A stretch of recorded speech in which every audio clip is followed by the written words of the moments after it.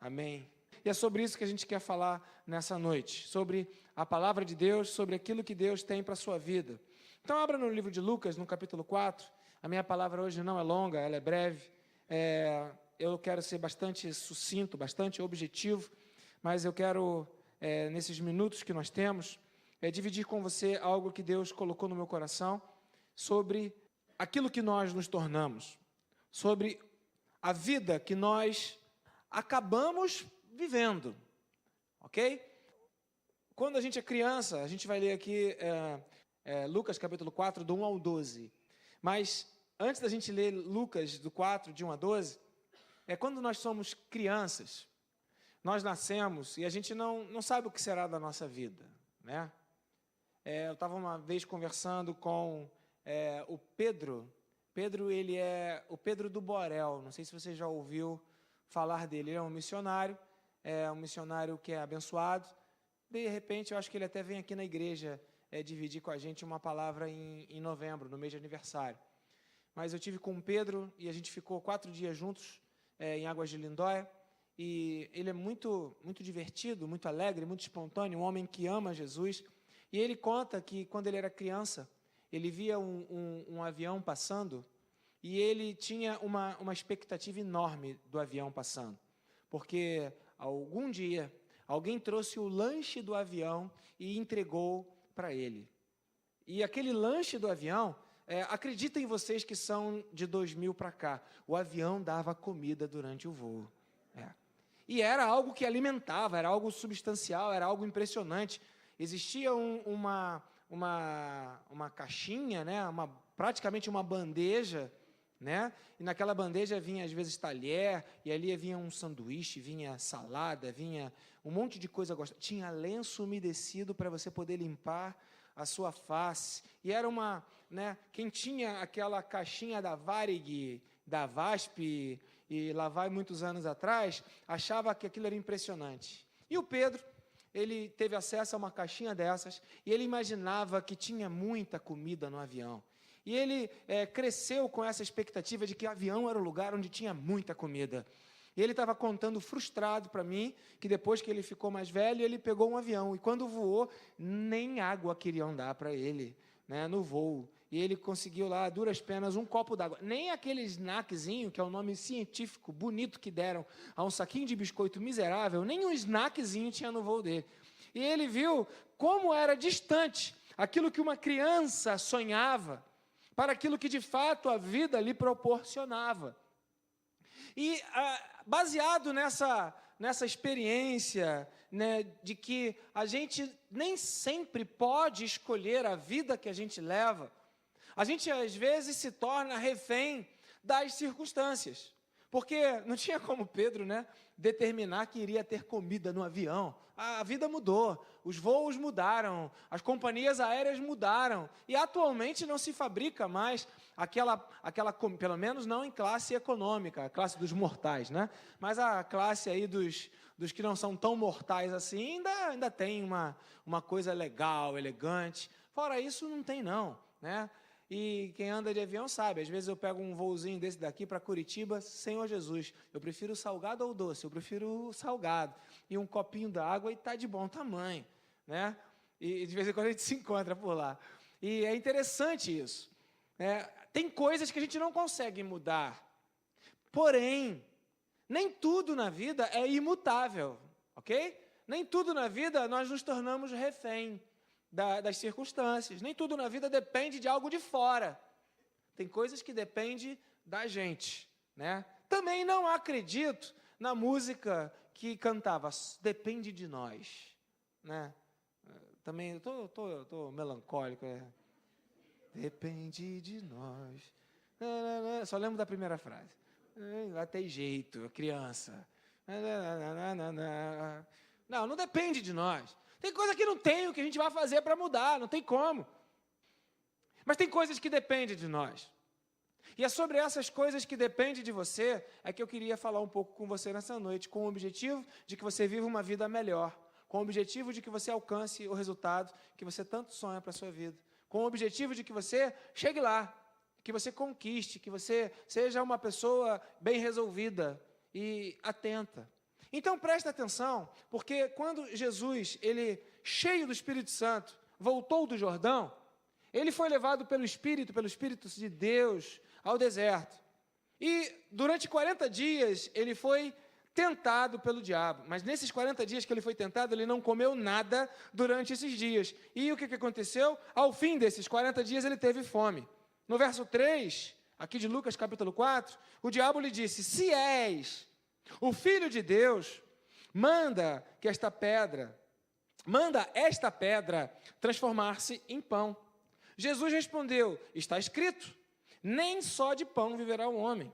Então, o diabo o levou a um lugar alto e mostrou-lhe num relance todos os reinos do mundo. E lhe disse: eu te darei toda a autoridade sobre eles e todo o seu esplendor. Por quê? Porque me foram dados e eu posso dá-los a quem quiser.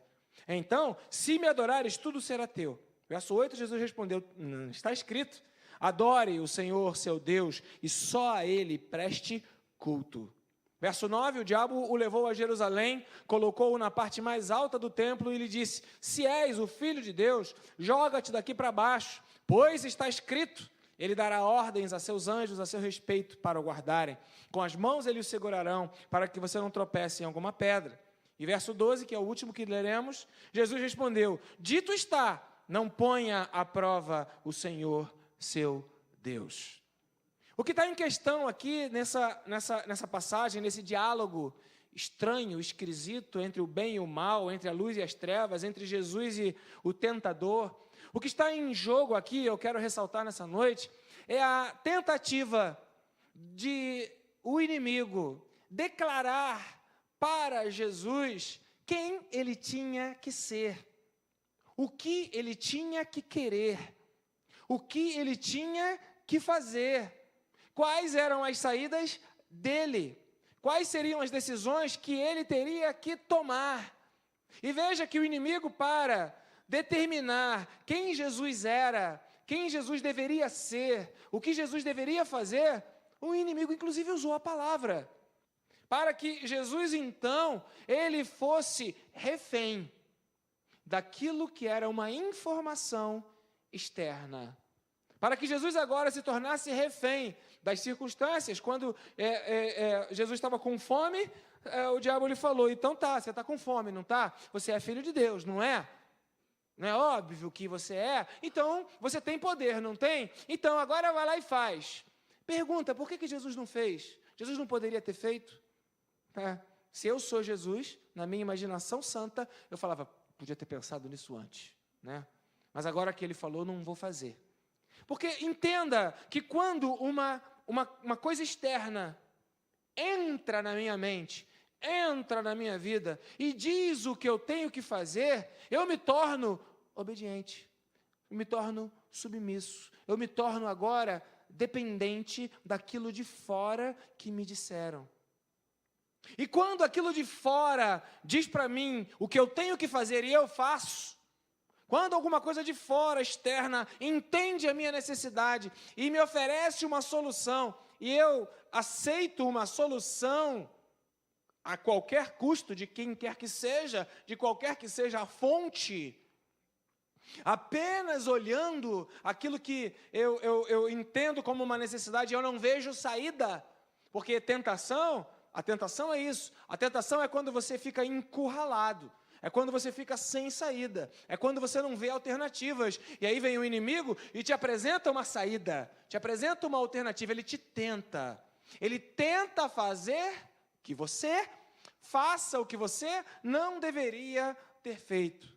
E dentro dessa perspectiva, eu vejo que quando o inimigo levou ela para um lugar alto, mostrou os reinos do mundo e falou, olha, você quer glória, você quer poder, você quer aparecer, você quer ter não sei quantas mil curtidas no Facebook, você quer? Então é só se prostrar e me adorar, porque eu tenho isso e eu posso te dar. Eu tenho esse esplendor, eu tenho essa abrangência, eu tenho esse impacto, eu tenho isso. Então se você quer isso, eu te dou. E entenda que, como Filho de Deus, Jesus, se fizesse o que o inimigo estava fazendo, ele estava determinando que a sua identidade agora seria estabelecida, seria determinada, seria, de alguma forma, orientada não por aquilo que ele entendia ser o correto, o melhor, não. Agora seria determinada por uma ação externa, por uma ação de fora, que o influenciaria a mudar. Mudar no sentido de fazer alguma coisa que alteraria o curso do propósito da vida de Jesus. E por fim, Satanás o levanta e coloca numa parte alta e falou, tá vendo isso aqui, ó?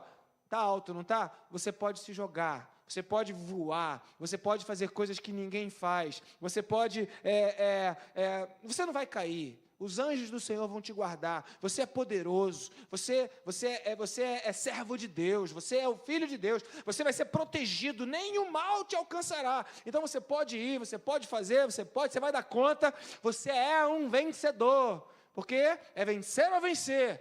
E aí Jesus fala, peraí, calma. Eu não vou fazer o que eu não posso com base numa afirmativa de alguém que está abusando. Não vou tentar o Senhor teu Deus. Eu não vou fazer isso. Eu não vou colocá-lo à prova. Ele não vai me provar nada para mostrar quem ele é. Então, dentro dessa perspectiva, existem algumas cenas na sua vida, cenas que foram criadas de uma forma externa, cenas que foram criadas por personagens que fizeram parte da sua história, ou que ainda fazem parte da sua história, e cujos personagens vão, de alguma maneira, interferindo em quais são as saídas que você vai escolher para a sua vida. Quais serão as soluções que você dará aos seus problemas? Quais serão as respostas que você terá quando as suas ansiedades ou ambições elas forem colocadas à tona? Quais serão os seus comportamentos diante daquilo que você entende que você conquistou em Deus, que você está em Deus, que você é em Deus? Então, a palavra dessa noite é para que você entenda que, quando você foi criado com a capacidade de pensar, você foi criado com a capacidade de decidir, e você foi criado com o poder volitivo, você tem vontade. Ninguém pode ter vontade por você se você não terceirizar. Você tem direito a escolhas. Você pode escolher errado, mas escolha tu. Você pode decidir errado, mas escolha você. Não tem nada pior, mais trágico, mais traumático na vida. Claro que eu não quero que você escolha errado. Claro que eu não quero que você decida errado, mas ainda é pior quando alguém decide por você aquilo que é da sua responsabilidade decidir. E me parece que nós estamos criando, dentro da nossa maneira de lidar com as dificuldades da vida, com as ambições da vida, ou da maneira que nós estamos lidando até mesmo com o nosso relacionamento com Deus, nós estamos criando uma dependência de que algo de fora diga o que você tem que fazer, de que algo de fora determine quem você é. Em antropologia, né, a gente tem aquela palavrinha que é um dos conceitos antropológicos, eu dou aula disso, por isso que eu de vez em quando cito, chamada alteridade. A alteridade é a minha identidade que vem de fora. É quando, de alguma forma, aquilo que eu sou é determinado pelo ambiente. Por exemplo, aqui nesse momento, eu assumo um papel de pregador, de pastor. Por quê? Porque vocês, ouvintes, ovelhas, público, dão para mim essa identidade. Isso não é dito, mas isso está intrínseco. Aqui eu não estou aqui como um pai. Aqui eu não estou como um motorista, mas quando eu saio daqui e pego um carro e vou dirigir, eu já não sou um pregador. Enquanto eu estou dirigindo agora, eu passo a ser um motorista. E quando eu chego, por exemplo, numa sala de aula para dar aula, eu não sou nem um pregador, nem um motorista, eu sou um professor. E quando eu chego em casa, eu não sou nem um pregador, nem um motorista, nem um professor, eu sou um escravo. Então, cada lugar que a gente vai... qual o problema? Cada lugar que a gente vai assumindo uma identidade externa daquilo que vão dizendo para nós que nós somos. E de alguma maneira, em algum momento, em algum lugar, ficou assim, meio que terceirizado, que a sua vida é sua. Que a sua vida é um patrimônio que está sob sua responsabilidade. Que a sua vida é um dom que Deus te deu. A sua vida, ela é um prêmio, um privilégio, um presente, um dom, um benefício. E como Jesus, você vai sentir fome. Como Satanás propôs, você vai sentir uma necessidade de aparência, de glória. Se não sentir, ele vai querer que você sinta isso. Em algum momento, o próprio inimigo vai tentar você para que, de uma forma equivocada, você leia a Bíblia ou entenda as Escrituras, para que você erre achando que está fazendo a coisa certa. Mas, independente de qual seja a proposta, qual seja a mensagem, qual seja o pastor, qual seja a igreja, qual seja o vídeo no YouTube, qual seja a mensagem do... Bom, tem tantas formas agora de mensagem que até cansa, né? Antigamente as pessoas ouviam uma palavra na igreja. Hoje, às vezes, as pessoas ouvem tanta palavra de tanto lugar. Mas seja qual for a fonte que você ouve a mensagem, você é responsável em decodificar, em compreender e em decidir o que vai fazer com a sua vida diante daquilo que lhe foi proposto, diante daquilo que foi apresentado. Não há nada mais trágico, terrível, insuportável quando alguém decide por você. Tudo bem, que enquanto a gente é criança, é legal que a mãe e o pai tragam para a igreja. Legal. Mas depois que você fica velho, imagina, bora, acorda, vamos para a igreja. Pô, mãe, tô afim não. Tem que ir, tem que ir. Ah, sim senhor, sim senhora. Pois é, já te falei. Enquanto você morar na minha casa, você vai seguir as minhas regras. Pô, mas eu tenho 42 anos. Não interessa. Cuidado. Porque em nome do amor, ou em nome de uma interpretação bíblica de honrar pai e mãe, você pode estar sendo levado a fazer coisas que já não lhe cabem mais. Cuidado, porque a responsabilidade da sua vida não é de ninguém. Não é a sua mãe, seu pai, seu pastor, que vão escolher com quem você vai casar, nem onde você vai morar, nem qual será a sua profissão. Não é alguém de fora que vai definir qual vai ser a sua decisão ante as grandes dificuldades que a vida apresenta, e se ela não apresentou, ela vai apresentar. A vida tem benefícios, coisas lindas, mas ela também tem momentos terríveis, e você vai precisar decidir qual será a sua saída. Por isso, o texto bíblico, em outra passagem, ele nos orienta. Sobre tudo que você deve guardar, guarda o teu coração. É porque é dele que vão proceder as saídas, as decisões da vida. E não adianta você querer dizer que você fez por causa de. Você faz porque você quer fazer. Ah, eu fiz por causa de. Não, eu bati porque ela me bateu. A Lei Maria da Penha vai te pegar, homem. Eu revidei porque ele me fez. Eu briguei porque ela brigou comigo. Eu briguei com ele porque ela brigou comigo. E aí fica o marido jogando a culpa na esposa, a esposa jogando a culpa no marido, o membro jogando a culpa na igreja, a igreja jogando a culpa no membro. A pergunta é, qual é o nosso interesse? É achar culpados para que a gente continue a não fazer nada? Não é. O importante é você entender que Deus te deu respiração. Dá uma respirada aí, querido, ó.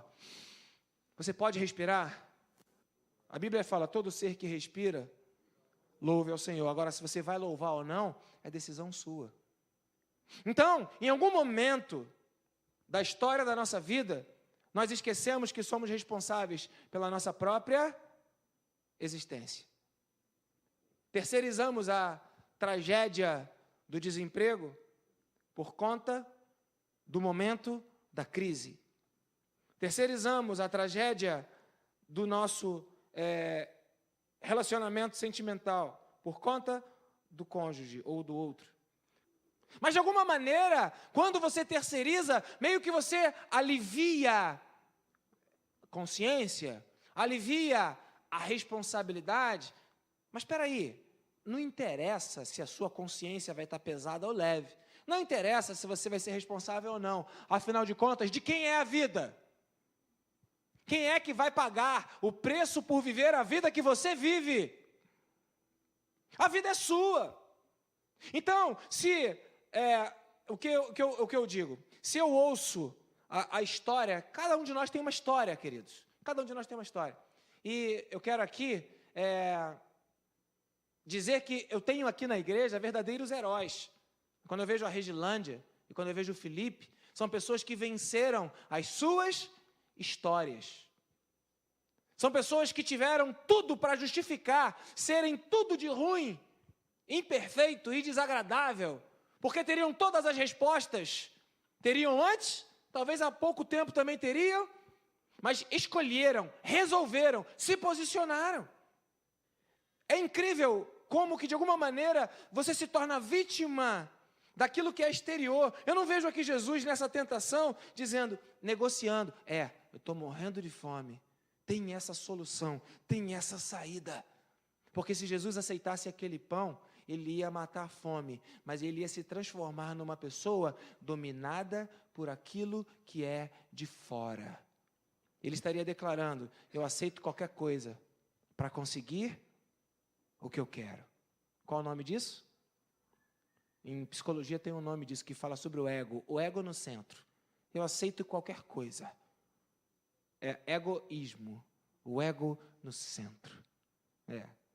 Ide por esse caminho, chegue até o seu ego e depois externalize, porque quando você não entende que você pode ser contrariado por um bem maior, por uma visão maior, por uma causa maior, por um propósito maior, ou é porque você não tem esse bem, não tem essa causa, não tem esse propósito, ou porque você é irresponsável.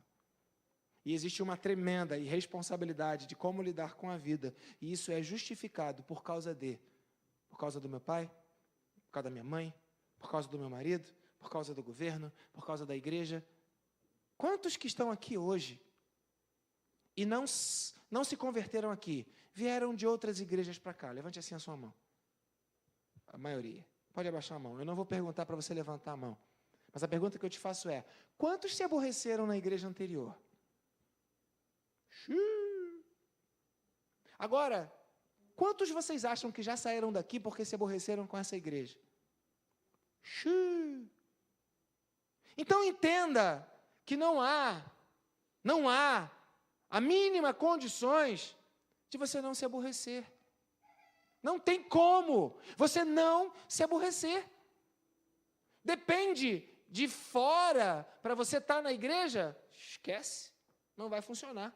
Quando a mulher de Ló descobriu que tudo tinha, mulher de Ló não, mulher de Jó, que ele tinha perdido tudo que ele tinha conquistado na vida, que tinha acontecido uma calamidade, e Jó ainda continuava fiel a uma causa maior, fiel a um propósito maior, fiel a um desafio maior do que a própria necessidade dele.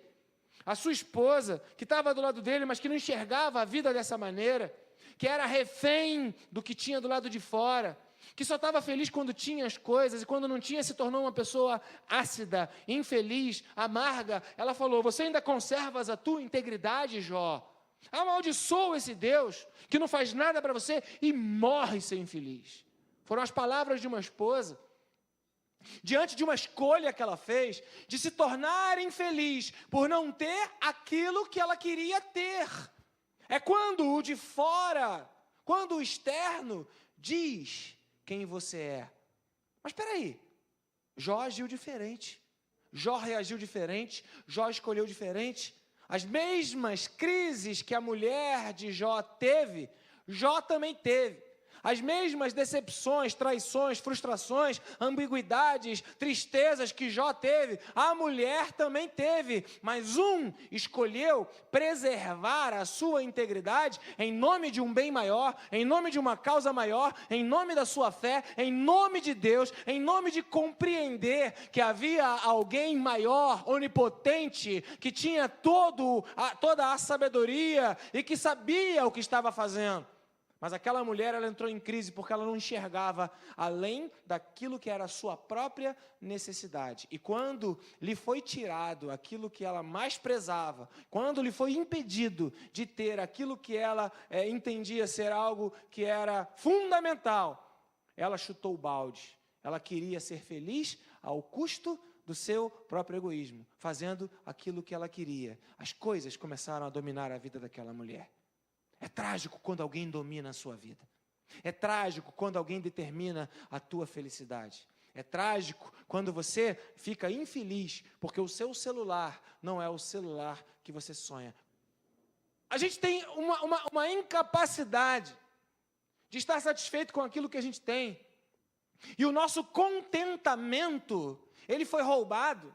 E de alguma maneira ensinaram para a gente que se contentar é ser tolido, se contentar é não ser ambicioso, se contentar é ser bitolado, se contentar é ser fraco, se contentar é ser uma pessoa infeliz. Então ganhe, progrida, estude, conquiste, alcance, suba, caminhe, corra, bata recordes. E quem não faz isso, que se contenta, é fraco. É pobre, é inútil, é menor, é inferior, é menos. Então é nesse momento que aquilo que está de fora se torna o detentor da sua vida. Porque você já não consegue ser feliz. Você já não consegue ter a própria saída, ter o próprio coração guardado. Alguém de fora diz para você o que você precisa fazer, o que você precisa ter, o que você precisa escolher, e se você não tiver, você fica infeliz. Ok? Ok? Existe um ditado que fala, antes só do que mal acompanhado. Antes só do que mal acompanhado. Mas é só um ditado, né, irmãos? Porque se você é servo de Deus, Deus vai te mandar a varoa, Deus vai te mandar o varão. Aí daqui a pouco, casa, a vida é uma encrenca, uma problemática, um absurdo. Não, mas Deus vai salvar. Aí passa a vida inteira focado naquilo que quer. E aí acontece uma tragédia, não pode. Aí vem vergonha, aí já se sente mal, aí a vida dá um nó. Por quê? Porque está focado naquilo que é de fora, para encontrar um equilíbrio naquilo que é um poder que Deus colocou sobre você. Você é dono da sua vida. Você escolhe as portas que você quer entrar. Você decidiu vir aqui à igreja hoje. Na minha opinião, uau, uma sábia decisão. Escolheu bem, fez o que era melhor. Porém, você vai ter que escolher o tempo todo um monte de coisa. Não, eu tive que fazer por causa do meu trabalho. É interessante, eu me lembro muito bem de uma situação que eu vivi que foi cruel. Eu saí daqui do Rio de Janeiro, fui para Guarapari, e lá entrei na casa do prefeito de Guarapari, esqueci o nome dele, e ele já eram 11 horas da noite, e eu tinha ido lá para comprar um carro, para buscar um carro, sei lá, na época eu trabalhava com carro, e ele me pega um copo de uísque, eu crente, não era pastor, mas já era crente, ele me pega um copo de uísque, caro, né? Coloca 2 pedras de gelo e coloca lá, e toma aqui, Marconi. Eu não pedi, eu não queria, não deu tempo, e agora ou eu bebo para agradar o cliente, ou eu não bebo e fico mal na fita, e posso prejudicar o meu trabalho.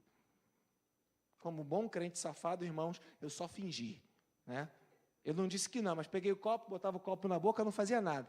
E do mesmo jeito que ele me deu, eu devolvi, o copo cheinho. Não tomei um gole. 50%, tá legal? 50%, né? Eu teria que ter tido aquela coragem, olha, não bebo, eu sou um homem de Deus. Mas fraquejei, mas pelo menos não bebi, amém? Tá bom? Eu aprovei, passei pela prova. Isso também faz muitos anos, eu era novo. Tá bom? Médio, né? Nota 6 para ser 7 para ser aprovado, tá? O fato é que, em alguns momentos, não, meu trabalho me obrigou a fazer. Teu trabalho não te obriga a nada, é você quem escolhe. A minha mãe me obrigou a fazer, o meu pai me obrigou a fazer, a minha igreja, o meu pastor me obrigou a fazer. Pelo amor de Deus, você é dono da sua vida, dono do seu dinheiro, dono do seu nariz, e se alguém te obrigar a você fazer alguma coisa, foge que é laço. Ninguém te obriga a fazer nada. Você tem o poder de escolhas. Algumas coisas acontecem e que você não tem o controle. Como Pedro não teve o controle de manter os aviões com aquela comida gostosa ao longo dos anos. Mas ele poderia escolher se ele ia levar um lanchinho para a viagem, ele pode escolher se ele vai comer antes para não sentir fome no voo, ou ele pode escolher ficar frustrado porque as coisas mudaram e agora não tem mais aquilo que ele esperava. Trabalhe seu coração para que você possa ser o dono daquilo que é mais precioso na sua existência, que é a sua própria vida. E presta atenção, quando a vida dá errado, ou quando a vida ela fica, de alguma forma, numa situação de encurralamento, onde você não tem a saída. Talvez nessa hora o inimigo venha e apresente uma saída para você. Tome cuidado, crente, quando você falar, Deus abriu uma porta. Cuidado, porque o inimigo também abre portas. Quando Jesus estava com fome, o inimigo abriu uma porta para ele. Olha ali o pão, faz ali. Cuidado com as portas que são abertas. As circunstâncias, o que é de fora, o que você decide é seu. Não é o que vem de fora que é a resposta, é a solução, é a saída. Você é dono da sua vida. E uma das coisas que eu mais vejo em moradores de rua, e nós os amamos, e nós os buscamos, e nós oramos por eles, e nós de alguma forma nos importamos com as vidas que chegaram a esse fundo do poço. Os moradores de rua, eles ofendem a própria vida, como se estivessem, de alguma forma, expressando o seu descontentamento, a sua infelicidade. O usuário de drogas, o adicto, ele acaba ofendendo a própria vida, né? O revoltado, o que se corta, o que se oprime, ofende a própria vida. Por quê? Por que não luta pela sua vida? Por que não levanta a cabeça? Por que não se ergue? Por que não busca uma solução? Por que não acredita que Deus amou ao mundo de tal maneira que deu seu único filho para que todo aquele que nele crê não morra, mas tenha vida e uma vida eterna? Você tem a oportunidade de crer. A vida, ela está nas suas mãos. A vida é sua. Ninguém pode decidir por você. Por isso a Bíblia, ela fala, errais, quando você não conhece as Escrituras. E nem o poder de Deus, porque depois que eu conheço a Escritura, para eu experimentar do poder, eu tenho que obedecer a Escritura. São coisas distintas, conhecer e obedecer. Porém, se eu não conheço, se eu não tenho acesso, eu vou sendo levado, as informações vão sendo dadas. E hoje, tem informação demais. Aliás, eu não sei, eu acho que foi o Igor que me falou de uma doença fundamentada no exagero das informações. Já existe uma patologia causada por uma crise que dá em um monte de informação, a pessoa quer conhecer tudo, quer saber de tudo, quer conhecer tudo. Eu estou estudando agora e, de novo, tive que fazer empreendedorismo. E nessa matéria, diz o que as empresas procuram. E a resposta da matéria lá, do empreendedorismo, diz que as empresas procuram uma pessoa que seja focada nas habilidades e conhecimentos específicos da sua área. Mas parece que todo mundo quer ser o senhor Google. Todo mundo quer saber de tudo o tempo todo. Você quer ver como você é um senhor Google? Você quer ver? Quantos aqui querem ser vitoriosos, vencedores e sair da cova como Daniel saiu da cova dos leões? Você quer sair da cova dos leões? Aleluia. É bom, né? Ninguém quer ficar na cova dos leões. Quantos querem orar e querem que as amarras sejam destruídas à meia-noite na prisão, como Paulo e Silas? É bom, Sirive. Então já temos 2 personagens. Quantos querem... A gente vai criando um personagem que não é real, que é um pedaço de cada um dos melhores que a Bíblia apresenta. Quantos aqui querem a unção de Samuel, o profeta, o homem que ouvia de Deus e tinha uma palavra, ungiu Davi? Quantos querem essa unção profética, querem conhecer os mistérios de Deus, querem saber daquilo que é a vontade de Deus e declarar para o outro? Quantos querem o ministério profético? Mas a Bíblia fala que uns são profetas, outros são apóstolos, outros são mestres, outros tocam instrumento, outros cantam instrumento, mas parece que a gente quer um monstro que não existe e queremos ser tudo em um. A sua vida, ela é sua. E se você for conversar com aquela Evelyn lá de trás, ela vai dizer para você, o melhor que tem na sua vida é parar de comer carne, aquela Evelyn dali. Se você for conversar com aquela menina ali, de cabelo grande, ela vai dizer, o melhor instrumento da vida é o violino, ele é lindo, é fantástico. Se você conversar com aquele rapaz ali, ele vai dizer para você, mecatrônica é a solução, é o futuro. Se você conversar com aquela moça ali, ela vai falar, porque a pedra angular não deixa os alicerces caírem. E aí eu quero conversar com um instrumento, com a arquitetura, com a engenharia, com a culinária, eu falo, eu quero um pouquinho de cada um. E aí eu quero conhecimento. Aí o que eu faço com esse conhecimento? Bom, não faço nada para o momento. Por um momento eu não faço nada. Mas eu quero. Eu quero a unção de Davi, eu quero a fé da galeria dos heróis da fé de Hebreus, eu quero tocar guitarra igual a Gabriel, eu quero tocar bateria igual ao Lucinho, eu quero cantar igual a Giovana, que para mim era incrível, eu quero as caretas do pastor Lúcio, porque só ele faz isso, e eu quero um pouco de cada um. Mas a gente vem para a nossa caminhada com Deus, e a gente quer o que o outro de fora diz que a gente tem que querer. A gente escolhe o que o outro diz que a gente tem que escolher. A gente vai sendo elevado. Só que a vida é sua. E com isso, os personagens desta cena que vivem do seu lado e que vão desfrutando episódios da sua história, vão te levando a opções. E em algum momento, em algum lugar, você chega ao dia de hoje.